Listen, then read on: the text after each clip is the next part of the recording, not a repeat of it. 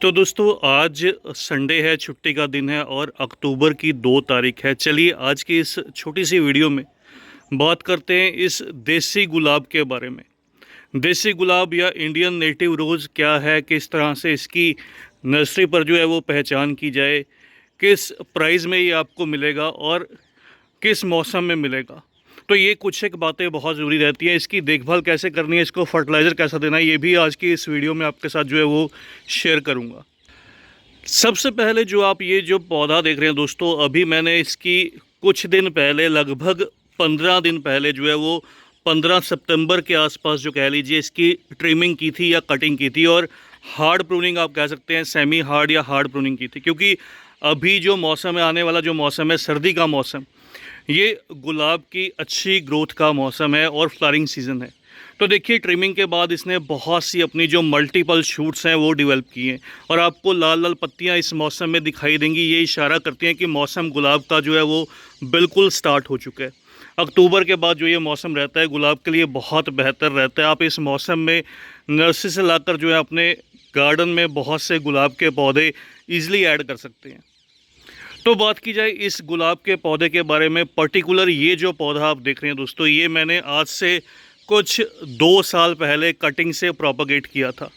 और कटिंग से प्रोपगेट करने के बाद इसकी जो वीडियो है मैंने ऑलरेडी यूट्यूब पर शेयर भी की थी। वीडियो का जो लिंक है वो आपको डिस्क्रिप्शन में दे दूंगा, और अगर आपको डिस्क्रिप्शन में ना दिखाई दे तो आप केवल सर्च कीजिएगा रोज़ प्लांट कटिंग प्रोपगेशन शैम्पीस गार्डन।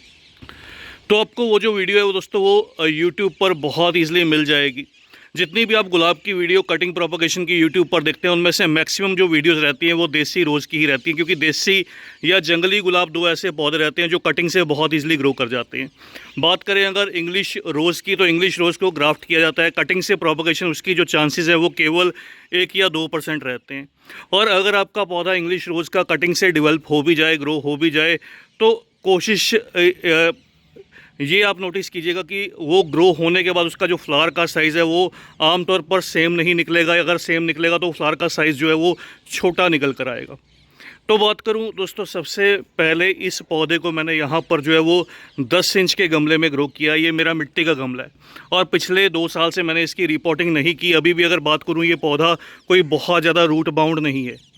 ये देखिएगा यहाँ पर इसकी स्टेम की आपको थिकनेस भी नज़र आएगी। अब थोड़ी सी, हालांकि ये पहले से मैच्योर हो चुकी है, लेकिन इन पौधों की जो सेमी हार्ड या हार्ड स्टेम्स हैं वो भी इजीली ग्रो कर जाती हैं। इनमें जो फ़र्क रहता है दूसरे इंग्लिश रोज़ के अकॉर्डिंग वो ये रहता है कि इनमें ग्राफ्ट पोर्शन नहीं रहता, इनको ग्राफ्टिंग की ज़रूरत नहीं पड़ती, इसलिए ये कटिंग से इजीली ग्रो कर जाते हैं। और इनमें जो नॉर्मली जो कलर्स आपको अवेलेबल रहते हैं उनमें कॉमन ऑरेंजिश कलर कह लीजिए, जो पिंकिश टाइप कलर रहता है, pink, light pink, dark pink, white और रेड, इस तरह के जो कलर हैं वो कॉमन नर्सरीज पर अवेलेबल रहते हैं। नंबर 3, इस पौधे का जो नर्सरी प्राइस है वो थोड़ा कम रहता है बजाय कि इंग्लिश रोज़ से। इंग्लिश रोज़ आपको अक्सर 60, 70, 80, 100 या इससे महंगे रेट्स में मिलेगा, लेकिन ये जो पौधे हैं ये हमारे यहाँ पर लोकल अम्बाला की नर्सरी में लगभग 20 से 30 रुपये की रेंज में, 20-30 रुपीज़ की रेंज में मिल जाते हैं।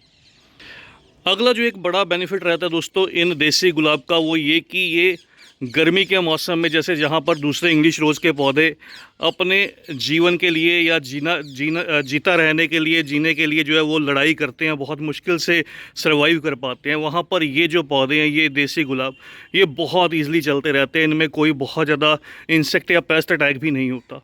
तो सबसे बड़े ये डिफरेंस रहते हैं, इस वजह से इसको ग्रो करना बहुत आसान रहता है। अब एक जो और डिफरेंस रहता है वो ये रहता है कि जहाँ इंग्लिश रोज़ की जो खिलने के बाद लाइफ है वो लंबी रहती है, लगभग 5 से 7 दिन, 10 दिन, कुछ ऐसे प्लांट्स भी रहते हैं, ऐसी वैरायटीज़ भी रहती है जिनकी 15-15 दिन की जो लाइफ है वो भी रहती है।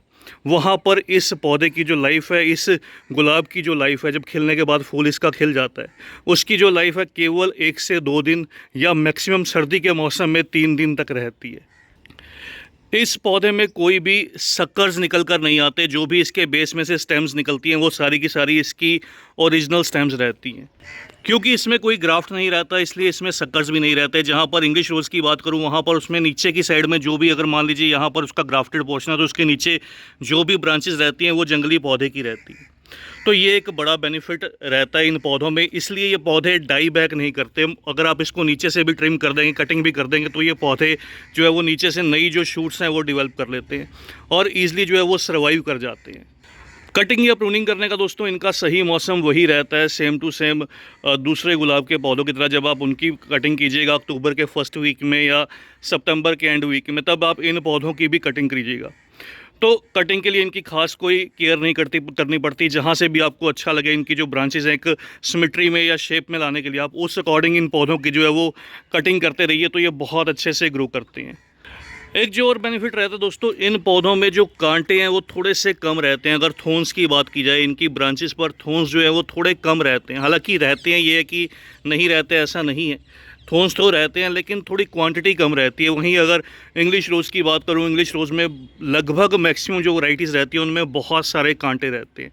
तो ये कुछ डिफरेंसेस हैं इस देसी गुलाब में। ये बिल्कुल इजी है। अगर आपके पास गुलाब का पौधा ग्रो नहीं करता तो आप अपने एरिया में देसी गुलाब को सर्च कीजिए, इसको ग्रो कीजिए, तो सर्दी में बहुत ज़्यादा क्वांटिटी में ये जो पौधा है ये फ्लरिंग करेगा, बहुत ईजिली ग्रो कर जाएगा। और अभी इसका बिल्कुल परफेक्ट टाइम है अगर आप इसकी कटिंग प्रोपगेशन करना चाहते हैं। तो उस वीडियो को ज़रूर सर्च कीजिएगा, मेरे चैनल से बहुत ईजिली आपको वो वीडियो जो है वो मिल जाएगी। फर्टिलाइज़र की अगर बात करूं दोस्तों, इस पौधे को भी जो फर्टिलाइज़र है दूसरे गुलाब की तरह फॉस्फोरस रिच जो फर्टिलाइज़र है वो बहुत पसंद रहता है। इन पौधों को बोन मिल फीड करना बहुत अच्छा रहता है। इन पौधों को एप्सम सोल्ट जो है वो बहुत पसंद रहता है। तो इन पौधों में आप सेम टू सेम जो है इंग्लिश रोज़ की तरह फीडिंग कीजिए, आपको रिज़ल्ट बहुत बढ़िया मिलेगा। लेकिन जो एक और बेनिफिट है, ये पौधे आपसे एक्स्ट्रा कुछ डिमांड नहीं करते। अगर आप इनको कम फर्टिलाइज़र भी देंगे तो ये बहुत अच्छे से ग्रो करेंगे। तो ये कुछ डिफरेंसेस हैं दोस्तों। इन पौधों को सेम वही बाकी ट्रीटमेंट जो है वो फर्टिलाइज़र की दीजिए, वैसे के वैसे ही इनकी केयर कीजिए। बहुत ज़्यादा इंसेक्टिसाइड या फंगीसाइड की आपसे ये पौधे जो है वो डिमांड नहीं करेंगे। ना ही इन पर बहुत ज़्यादा थ्रिप्स अटैक दिखाई देगा, ना ही इन पर बहुत ज़्यादा कोई माइट्स का जो अटैक है वो दिखाई देगा। तो बिल्कुल केयरफुली अगर आप कोई गुलाब का पौधा चाहते हैं तो आप देसी गुलाब की तरफ देखिएगा, इसको नर्सरी पर सर्च कीजिएगा, आपको बहुत ईजिली आपके एरिया में मिल जाएगा।